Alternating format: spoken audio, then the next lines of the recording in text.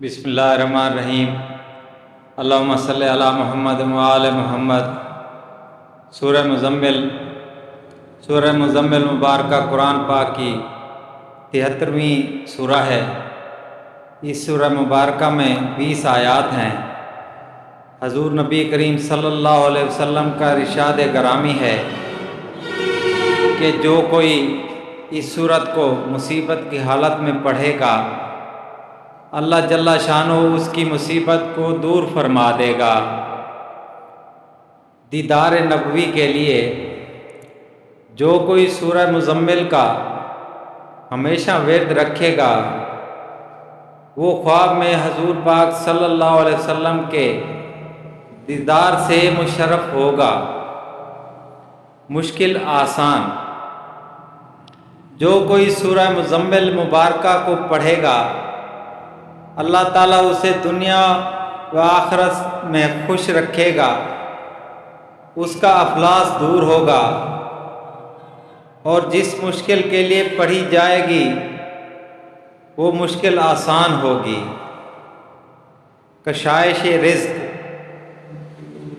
جو کوئی اس سورت کو 7 مرتبہ روزانہ پڑھے گا، اس کے رزق میں اللہ تعالیٰ کشائش فرما دیں گے۔ ہر مسئلہ حل۔ اگر کوئی مسئلہ حل نہ ہو رہا ہو تو 40 روز بلا ناغہ خلوت میں 40 مرتبہ پڑھیں۔ حادثات و خطرات دور۔ روزانہ پڑھنے والے کہ اللہ تعالیٰ دینی و دنیاوی مشکلات آنے والے حادثات و خطرات کو دور کر دیں گے۔ شفا یابی کے لیے اگر روزانہ باوضو 11 مرتبہ سورہ مزمل پڑھ کر بیمار پر دم کرتے رہیں تو انشاءاللہ بیمار کو شفا حاصل ہوتی ہے۔ بخیریت ولادت۔ درد ذہ والی عورت کو 11 مرتبہ شکر پر پڑھ کر دم کر کے کھلائیں، انشاءاللہ بخیریت فوراً بچہ کی ولادت ہو جائے گی۔ میاں بیوی میں الفت کے لیے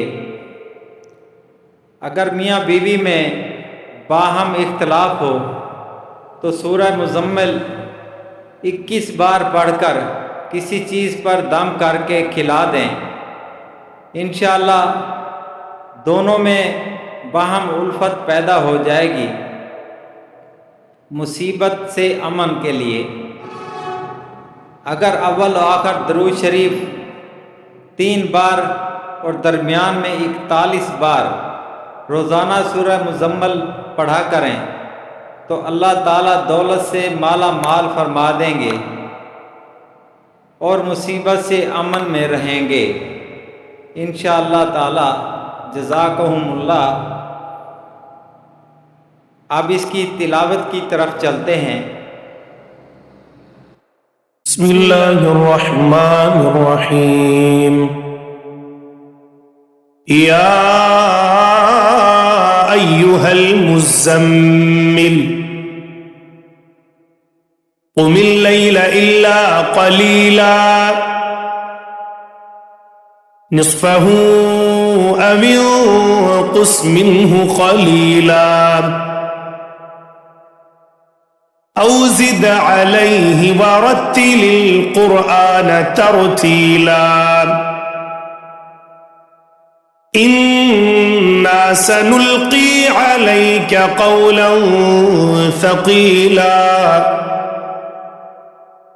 ان ناشئة الليل هي اشد وطئا واقوم قیلا ان لك في النهار سبحا طويلا واذكر اسم ربك وتبتل إليه تبتيلا رب المشرق والمغرب لا إله إلا هو فاتخذه وكيلا واصبر على ما يقولون واهجرهم هجرا جميلا وذرني والمكذبين أولي النعمة ومهلهم قليلا إن لدينا أنكالا وجحيما وطعاما ذا غصة وعذابا أليما يوم ترجف الأرض والجبال وكانت الجبال كثيبا مهيلا إنا أرسلنا إليكم رسولا شاهدا عليكم كما أرسلنا إلى فرعون رسولا فعصى فرعون الرسول فأخذناه أخذا وبيلا فكيف تتقون إن كفرتم يوما يجعل الولدان شيبا السماء منفطر به كان وعده مفعولا إن هذه تذكرة فمن شاء اتخذ إلى ربه سبيلا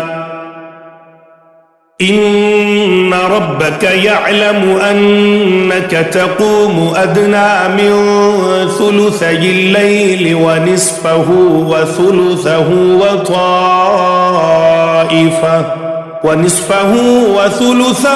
وطائفة من الذين معك والله يقدر الليل والنهار علم أن لن تحصوه فتاب عليكم فاقرؤوا ما تيسر من القرآن علم أن سيكون منكم مرضى وآخرون يضربون في الأرض يبتغون من فضل الله وآخرون يقاتلون في سبيل الله فاقرؤوا ما تيسر منه وأقيموا الصلاة وآتوا الزكاة وأقرضوا الله قرضا حسنا وما تقدموا لأنفسكم من خير